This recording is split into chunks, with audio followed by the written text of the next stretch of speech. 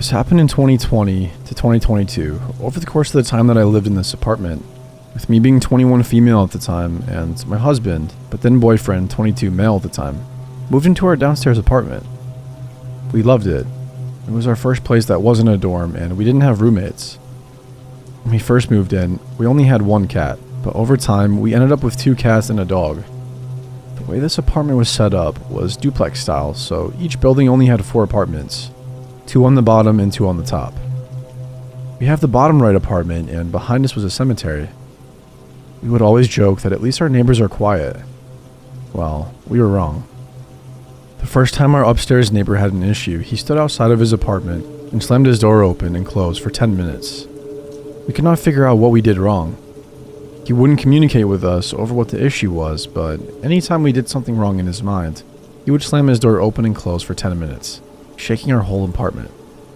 The night before I was flying out for our wedding, we spent the whole day at work, and then we went to a dinner for a late night meal, just trying to have a nice night as our last night together as fiancés. We come home and I'm having an anxiety attack about if I packed everything. My fiancé is at the passenger side door trying to talk me through my anxiety attack when our neighbor comes flying down the stairs yelling at us.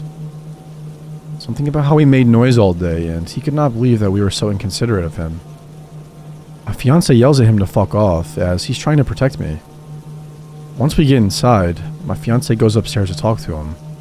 We figure out it's the cat tree, and every time our cat jumps on it, it hits the wall. Okay, that was easy enough. We move the cat tree from the wall. We return home for our honeymoon, and we think everything is good. My husband tries to befriend the neighbor as they both play online video games. And my husband asks if, instead of slamming the door, could he message us on Discord when he has an issue. He agrees, but that doesn't happen. I decide to call the apartment complex and let them know what happened, and they're understanding and say, okay, let's reach out to property managers, who are the other upstairs apartment. The husband of the property manager team basically tells us that we are making everything up, because he would know if his neighbor was slamming the door for 10 minutes straight, and to stop making waves. It's now the end of 2021, and I have spent my time in this apartment in fear every single day. Rent was dirt cheap, like $600 for a 1-bedroom, so we are going to tough it out. My husband gets told that he got a promotion, and we are moving to the East Coast. And we are excited. So he leaves, and I finish packing up the apartment. I try my best to be the perfect neighbor now that my husband is gone. I even use my earphones for everything and anything. I close stuff very slowly and try not to make much noise. It's now a week before I start the drive across the country. My friend and people from my husband's work are helping load up our U-Haul box for the day. After that, my friend and I decided to go in town for the rest of the day since my apartment is empty, besides a bed on the ground. I drop her off at her house and then get home at 6 p.m. I decide to put my earphones in vacuum. After I vacuum, I take out the trash and lock the front door as I was going to lie down and watch TikToks. My husband was always on my case because I would often forget to lock the front door. I lay down with my earphones in and watch TikToks for maybe 20 minutes when I hear someone at my front door pounding on it. I know that voice. It's my upstairs neighbor. My dog is trying to crawl into my skin. Meanwhile, my male cat is at the window hissing at him. He's pounding on my windows now and he's yelling that he's going to kill me. I call my mom, who is 4 states away. She tells me to call 911 and not her. I'm texting my husband also and another friend.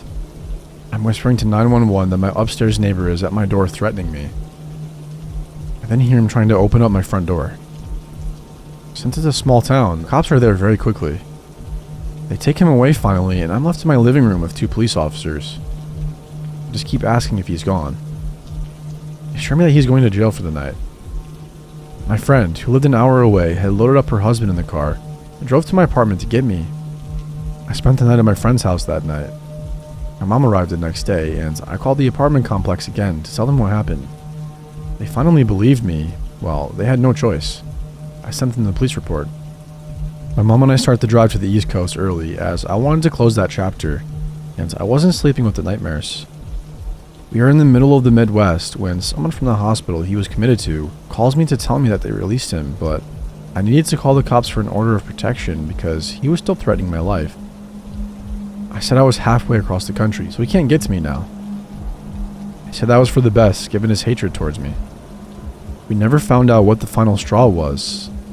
If it was me vacuuming at 6 p.m., but I always locked the front door now. I couldn't be left alone for months.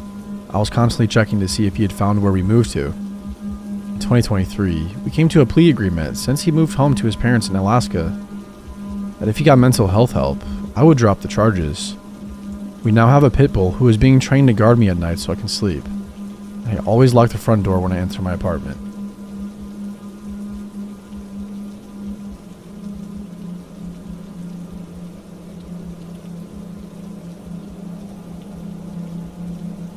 Back in 2013, I lived in Providence, Rhode Island, and had moved there for a new job. It was just me living there in a quaint and spacious townhouse with my then 4-year-old daughter. We were relatively new to the area and didn't know many people, but did become familiar with the kind older gentleman who lived next door. His name was Ben. We lived in a connected townhouse with our 2 units abutting each other. Our street was lined with beautiful flowering trees and was quite nice. But Providence is weird in that the conditions of the houses and little neighborhoods can vary drastically street by street. We were near a few rough neighborhoods, but I felt relatively safe in my new home. I remember a few nights prior to this specific night, I saw a Facebook post with a safety tip to put your car keys next to your bedside, so if anything ever happens, you can press the alarm and scare an intruder off. I've never been overly concerned about my safety, and rarely took advantage of any tips I saw on Facebook. So I'm not sure how or why I suddenly decided to heed this advice.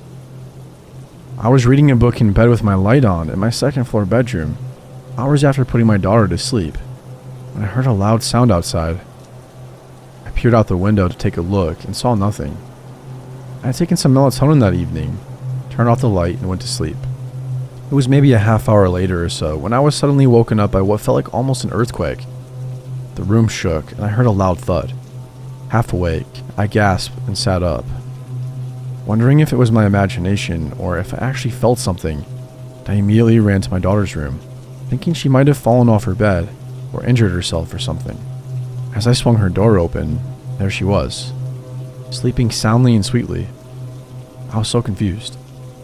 I heard another loud bang and had this eerie feeling that something was wrong, but I couldn't figure out what. I grabbed my car key fob and took it downstairs as I nervously inspected the first floor. I swore to myself if I heard one more sound, I would press the alarm just in case, but I didn't. It was silent after that. I returned to bed and took a while to fall asleep again, but soon shut my eyes. The next day went on like any other day, when I noticed a friend of mine had repeatedly called me in the afternoon. I picked up my daughter from preschool and called the friend back. "Did you hear?" he said. "No, hear what?" I answered. "News outlets were mobbing your street about an hour ago, and the news trucks were even in your driveway." I sat silent and confused. 3 men broke into your neighbor's place last night, tied him up at gunpoint, stole thousands of dollars worth of items, and took off with his car. I immediately fell to my knees and began crying. I had heard it all happen. I almost pressed the button. But I didn't. I felt completely unsafe. I asked a friend to come over for the night to stay with us, and it wasn't until the next day that I got the chance to speak to Ben. Ben explained the whole story and told me the cops wanted to talk to me so I could share what I heard and experienced. He said the men smashed the window in his basement and entered through there. That's the sound I heard before going to bed. Apparently, the timeline suggested that they saw my light and me peering out the window and waited 30 minutes or so until my light was out to enter the premises. They didn't realize he was home, and since he had gone to bed early that night, it was suggested that they came to his place beforehand. He had been asleep when one of them was rummaging through his stuff upstairs in his bedroom, which was directly on the other side of my closet through a shared wall.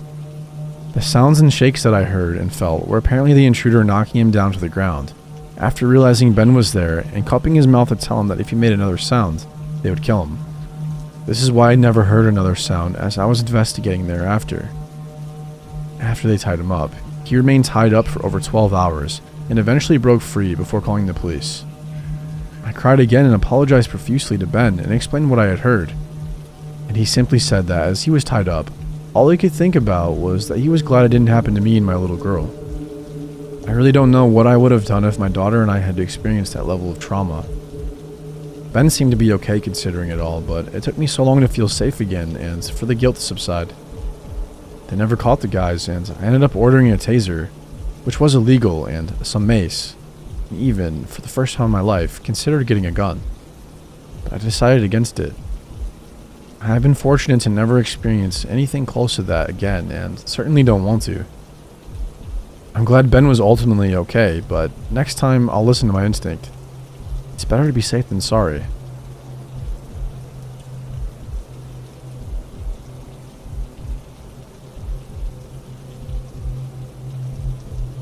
I found out about this a few years ago. I'm 28 years old, but when I was about 5 years old, my mom and I lived in this duplex that was off of a main road and kind of in a wooded area. We lived on one side, and on the other was a woman and her son there. He was studying to be a teacher. My mother had me young, so she was about 25, and the guy was in his early 20s. He would often come to talk to my mom. My mother said he would ask a lot of questions about me and ask my mother if it would be alright for him to take me for walks in the woods. My mom always declines. She worked in the operating room at the local hospital and was on call a lot, so most weekends I stayed at my grandma's house. One night, while I was at my grandma's house, my mom was home alone sleeping. She woke up in the middle of the night and said she doesn't remember if she heard something or felt someone in the room, but she woke up. She could see feet wearing socks, sticking out from the end of her bed. She grabbed her bedside lamp and was about to hit the intruder when her neighbor yelled her name and said his name. He couldn't explain why he was naked and was only wearing socks, but he begged my mother to not tell his mother about it. My mom, of course, called the cops. She ended up going to court making a victim impact statement against this guy because she was terrified that he'd become a teacher and be around children. She says that she is pretty sure he was there for me that night and is so happy that I wasn't there. We ended up moving immediately because she couldn't stay another night in the house.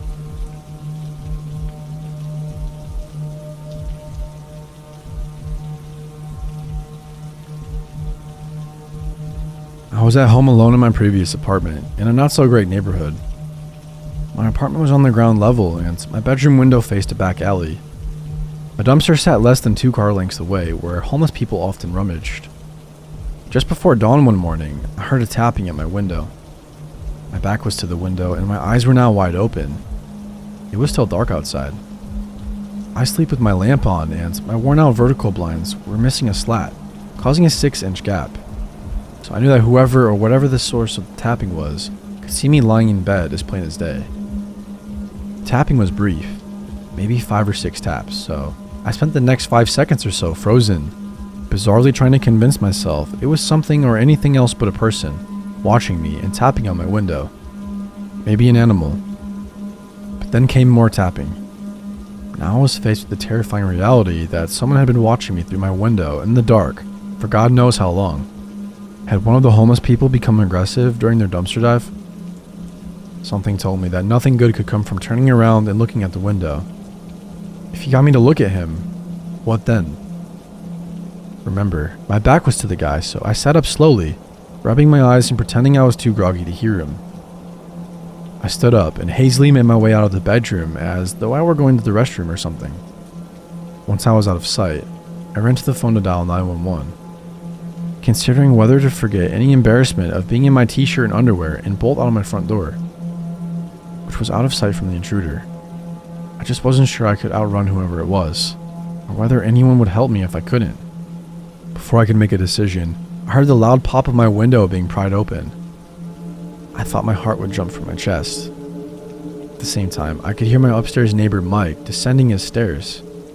I opened my door a few inches and peeked out to ask for his help. Mike was a big guy, and I heard he was trained in martial arts of some sort. He didn't hesitate to respond, hustling to the back of my apartment to see what was going on. Within a few seconds, I heard rumbling and someone being thrown against the wall and into the bushes. A few moments later, Mike came around to my front door, telling me not to worry about seeing that guy again.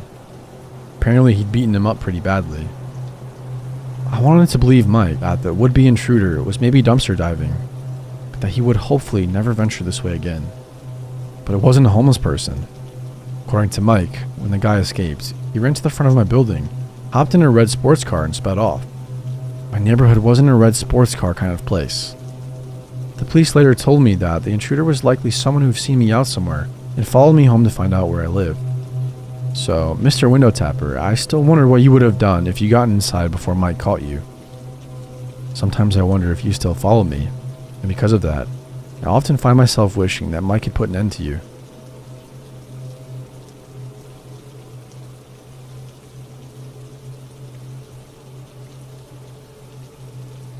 In 2018, I moved into a small 2-story property in England with my then boyfriend.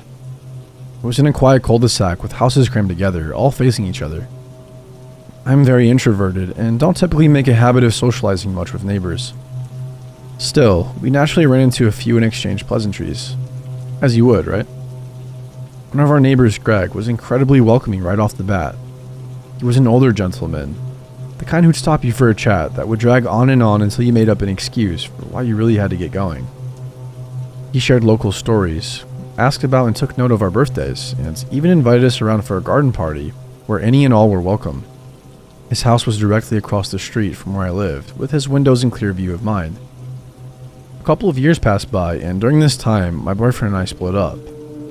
Although I never expressly shared this news with my neighbors, word must have gotten around with his car missing from the driveway. He moved out and left the country, but we stayed in touch regularly as friends. Having the house to myself felt lonely, so I got a cat to keep me company. He quickly became, and still is, my world. Greg would often flag me down to talk when he caught me leaving or returning to my house, which was annoying, but I could live with it. I'd update my ex about weird little interactions with Greg, which we both found amusing to gossip about. One such incident was when Greg came to my door to hand over 2 of my parcels, one of which was a large table that he had yet to retrieve from his house. I had been aiding in Elder Scrolls online at the time, doing a deathless speedrun for an achievement. Given the time constraint in my game, I told him I'd leave the door unlocked so that he could simply put it by my door. I sat back down at my desk and put my headset on, and my group charged into the final boss. I heard my front door opening, followed by the sound of my large parcel being placed down. Then footsteps approached me from behind. I peered behind me to see Greg standing there, eyes fixed on me. For fear of disappointing my raid group, I continued playing until we killed the boss. Then I took off my headset. Greg's face lit up, and he went on to tell me how amazing he was to watch me play. Got the impression he'd never seen someone use a keyboard, let alone play games. He begged me to teach him and rambled on. He was clearly intoxicated, so I laughed it off and gave him a non-committal response. Despite repeated attempts to politely make him leave, he could not be persuaded. He seemed disappointed when I walked over to my door and opened it to clearly signal it was time to go, but he finally left without further incident. In the UK, houses often have individual outdoor bins for trash, which have to be rolled out to the street the night before collections take place. You're expected to bring the bins back to your property after collection. I noticed someone kept bringing my bins back in for me. Was I blocking someone's car by being too slow to do it? Around the same time, I also noticed someone had been using my bins. I brought it up to Greg one time when he pulled me over to talk, and he said the same thing had been happening to him. Maybe he was petty of me, but I decided to tape an old phone with a surveillance app to my window, overlooking the bins to figure out who it was. Lo and behold, it was Greg. I chalked it up to him having run out of bin space after the local council moved from weekly to bi-weekly collections due to staffing issues. Although it bothered me, my desire to avoid confrontation won in the end. Christmas rolled around, and the COVID-19 pandemic was in full swing. One late evening, I heard a knock at my door and walked over to see who it was. I had no peephole, so I opened the door not knowing what to expect. Greg stood at my doorstep, which was not particularly unusual. I'd gotten all too used to his antics. I immediately got a strong smell of alcohol, but he spoke before I had time to process. He told me he had a Christmas present for me and handed over a red gift bag with colored tissue paper covering the contents. I really want to give you a kiss on the cheek, but I can't. Not with this pandemic going around, he said. That just gave me the heebie-jeebies. So I did all I could to politely end this interaction and retreat back inside. He held me up by rambling on about God knows what. I firmly told him that I was busy and needed to go. That's when he laid a hand on my shoulder, leaned in and kissed my cheek, then walked off in the direction of his house. I closed the door and simply stood there for a few moments in shock. The present was, well, odd. Underneath the tissue paper were 2 bottles of Belgian beer, a can of half-eaten Pringles, sour cream and onion, and a small plastic bag containing little chocolates. I recognized the latter item. A next-door neighbor with young children had come around to put these plastic bags of chocolate and a handwritten note signed with their address through everyone's mail slots a few weeks prior. It was a sweet gesture and probably something they came up with to keep the stir-crazy kids busy. Upon inspecting the re-gifted chocolates, I noticed he'd even forgotten to remove the note from the neighbor. The kiss and the gift gave me bad vibes, and I regretted accepting it. I decided I was done being mispolite and resolved to be firm on my future rejections. On the second day of the new year, I was feeling lazy and ordered food delivery. A mere 5 minutes after receiving my order, there was a knock at my door. Knowing the delivery driver hadn't forgotten anything, I concluded this had to be Greg. Then it clicked for me. He'd often turn up immediately after anything was delivered to my door. He was constantly watching my house. Was he dumping trash in my bins as an excuse to hang around my house? He called out for me through the door. I felt too uncomfortable to answer and retreated upstairs, out of view of the windows. Later that night, he came back and kept knocking, but once again, I ignored it in hopes of him going away. The following day, I contacted the police to file a harassment report. I felt sheepish doing so. Was it really that bad? He was just a lonely old man, and I hadn't been firm enough. Upon being asked whether I wanted the police to speak with them, I told them I'd do it myself. I just wanted the report on file in case anything else happened. I would later become grateful for filing the report. Greg turned up at my door a few days later, telling me how worried he was about me. I told him verbatim, "I think it's best if we don't have any contact going forward." His response was eerie. "I just wanted to be your friend." I held my ground, cut the conversation short, and closed the door. Finally, it's over, I thought. A year went by without incident. Everything seemed fine, with no knocks on the door or unwanted conversations while I was outside. One night in the winter, I was leaving my house to get groceries. It was completely dark outside, save for a lamppost casting some sparse light onto the street. My driveway was at the side of my house, where the bins were stored. This driveway was blocked in by a tall panel fence to add some privacy, seeing as the kitchen window was directly next to it. You could see right into my kitchen and living room through this window. As I was outside locking the door, I saw a figure in the dark slinking out of my driveway in behind the fence. I immediately unlocked the door and went back inside. It was dark. I could have imagined it, but my gut told me otherwise. Was there someone waiting for me behind the fence? Ultimately, I trusted my instincts and decided to forego the groceries for the night. I bought and mounted a motion sensor light to illuminate my driveway. The memory of the shadowy figure quickly faded in my mind, and the new light gave me some comfort that I'd at least be alerted if someone was lurking outside my window. A couple of months after the incident, I was in my kitchen getting some food for my beloved cat.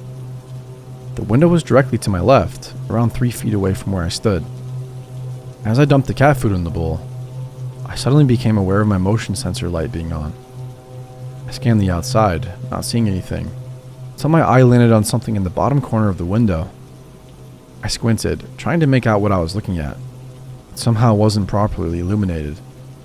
I kept staring for what must have been 30 seconds. The light outside remained on. Suddenly, Greg pops up into view directly outside. He'd been crouched down, peering in from the corner of the window. I'm normally someone who's cool as a cucumber. I never raise my voice or yell, but I truly lost it at that moment, screaming, "What are you doing?" repeatedly. He just stood there, then nonchalantly asked, "Are you alright?" I kept screaming, but now it was, "Why are you there?" He walked off into the dark finally. I immediately called the police. Typically, the police in England leave something to be desired, but I have to give them credit for how they handled the situation. They took my statement over the phone and gave me a reference number. I received a couple of phone calls with updates and was told they'd bring him to the station. I was also informed that he was known to the police for having previously followed young women. Sometime later, he was arrested at his property in front of a wife I didn't even know existed. They did this to scare him, according to the officer I spoke to make a point. Sadly, he received nothing more than a police caution, which forbid him from being on my side of the cul-de-sac or contacting me. Still, it seemed to work. The window incident was the last real interaction I ever had with Greg. I did see him staring at me in the shower from his window one time when I forgot to close the blinds, but nothing else. I have since moved far away.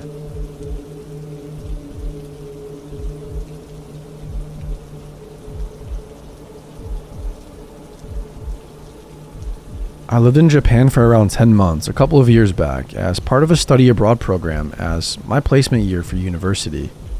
I lived in Hiroshima, and pretty much every Japanese person I met was exactly how you would expect them to be. Generous and respectful. All except this one old lady who just so happened to live in the apartment next to me.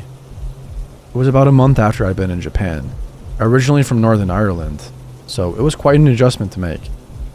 When our group of friends decided that we were going to go to the Saijo Sake Festival. For those that don't know, this is a huge sake rice wine drinking festival that, from what I now understand, everyone goes and gets extremely drunk at.